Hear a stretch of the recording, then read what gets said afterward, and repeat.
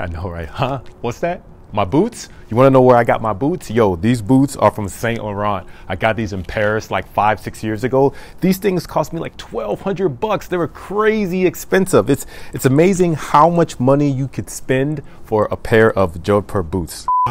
Yo, welcome back to the channel, boys and girls. This is my brand new Rinasclta Granite all-road frame set. In today's video, I'm going to be taking you through the build process, including the paint process as well. We're going to be going through all the different components, and then I'm going to take this bike out on the road and give you guys my first initial impressions on how this thing rides. Oh, and by the way, if you are new to my channel, my name is Patrick Lino, and I am a cyclist here in the Chicagoland area who builds bikes, who does bike reviews. And if you really want to support the channel, then please comment down below on which brand and frame I should build up next. So without further ado, let's begin.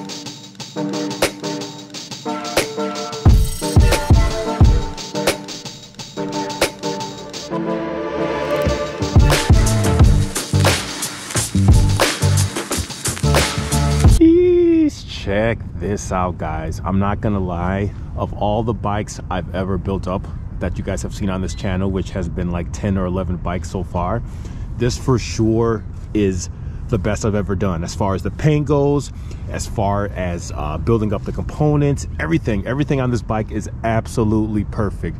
One thing I want to say really quickly is I am running a mechanical group set on this bike, and I have set it up flawlessly to the point that I reckon that it's going to be difficult to tell the difference between using a mechanical group set on this bike versus using something like a SRAM E-Tap. But man, everything on this bike is just like perfect. This is definitely the bike I would take like if I was going camping somewhere out of state and I needed a bike that could do it all. This would definitely be the bike I would take, especially if I was going someplace where I didn't know what the road conditions were going to be like, if it was going to be smooth tarmac or chip seal, gravel, whatever. So first off, okay, let's talk about some of the components that we have here. So first off, we have a long cage Shimano Ultegra rear derailleur. I've used this before, not really much to say. It works well. Got these Kogel bearings, oversized pulley wheels.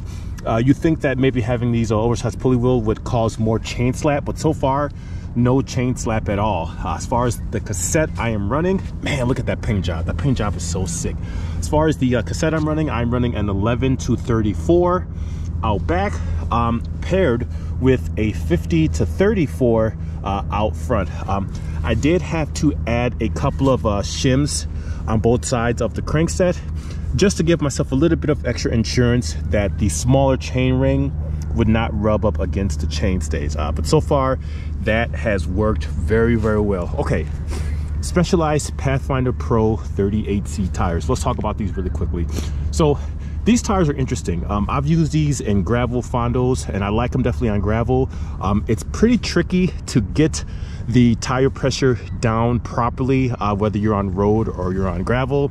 And even if you use some of the online websites that you kind of enter in all of your specs and your weight to pop out a tire pressure, it's very tricky to get it right, because it goes from either being too firm of a ride if you overinflate the tires, or it can feel very squishy if you don't inflate the tires enough. So right now I'm running like 44-45 in the rear tire, and then in the front I'm running like 41-42. And for the conditions that we are right now, you guys can see beautiful Chicago. It is like 40 degrees or so, something like that. I would say that the tire pressure is pretty good. Next up I want to talk about is this saddle. So this saddle I purchased from Dengfu about a year and a half ago. I think it cost me like 40-50 bucks. You can for sure get a saddle like this for a little bit cheaper on AliExpress, but for some reason this saddle works very well for my body shape and my bone, my sit bones, whatever. It just works really well. I don't know why, but it just works well. And it's not even that wide of a saddle. I want to say it's like 128 millimeters wide, maybe 130, I don't know, but it works flawlessly. I love this saddle. For a gravel bike, you think it would be a harsh ride, but it just isn't. It just really isn't. Next up, let's talk about my handlebars. These are my tried and true Prime bike component handlebars. I like these handlebars a lot. I like what Prime does as far as handlebars goes. These are definitely just the range of Aero handlebars that Prime makes. Absolutely my favorite. The only downside is because today is it's pretty cold outside.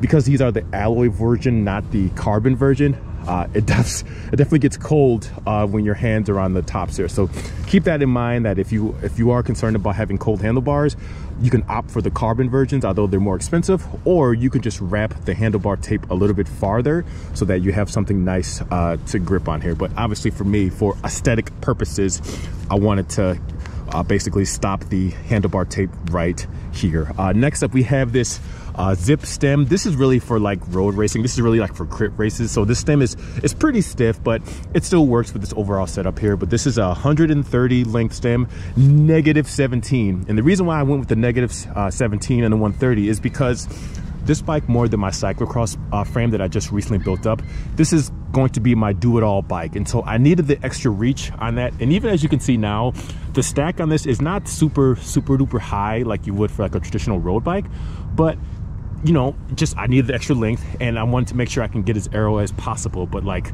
just check that out, guys, man. That just looks so sick here. The wheels, I forgot to talk about the wheels. So the wheels I'm running, these are the Yoeleo gravel wheels. These are, I believe they are 30 millimeters external, 22 millimeters internal. Now I've used these on my actual Yoeleo gravel bike. I do like them. I am considering buying another set of gravel wheels with a little bit more of a deeper aero profile, just because I like to have all things aero, as you guys probably figured out by now. On rotors, we have 160 in the front, 140 in the back. I'm using these Shimano MTB pedals. I don't plan on using this bike for cyclocross, so I don't need the egg beater style. I just need something that clips in. And because I'm rocking these mountain shoes, it just makes my feet very comfortable, whether it's cold or it's hot outside. But everything on this bike, guys, is really good. I'm so proud of how this bike turned out. This is going to be my baby, because this bike that you see right here, this is basically like a culmination of all of my tinkering, all of my trial and error of building bikes up, being able to finally nail everything the way that I wanted to, just from even the way I wrap the handlebar tape, everything I've done on this bike is exactly how I wanted to do. The paint job itself, it's nice and glossy. I didn't even have to sand between coats. And it turned out like perfectly. Like, I like this bike a lot. I do really like what Rinasclta is doing. So yeah, obviously this is just sort of one of the first rides I've been able to do on this bike. So I'll have more impressions as far as the ride feel goes. So far, the ride feels really good. It feels like it's aero yet comfortable. I am going to also test out some deep depth wheels, like probably my Magine, which are 58 depth wheels. Those are road wheels. I just recently mounted those to some 32C Continental GP5000 tubeless tires, so I'm going to test those out too. That way we can kind of see how this frame feels when you're using road wheels and road tires. But man, yeah, I can't say enough about this frame.